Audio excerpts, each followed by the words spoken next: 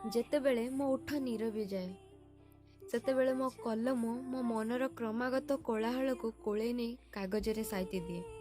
ହଁ, ଏ ମନର ପରିଭାଷାକୁ ବୁଝିବା ପାଇଁ ସେମିତି ଗୋଟେ ମଣିଷଟେ ପାଇନି। ପାଇଛି ଯଦିଓ ଗୋଟେ ସାଥୀ, ମୋ ଡାଏରୀ।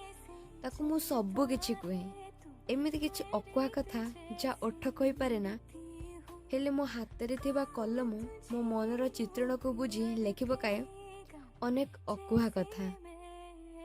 ମୁଁ ଚାହେଁ ତୁନିମୟ ପରିବେଶ। ହଁ, ତୁନିମୟ ପରିବେଶ। ତୁମେ ମୋ ପରିବେଶଠୁ ବହୁତ ଦୂର।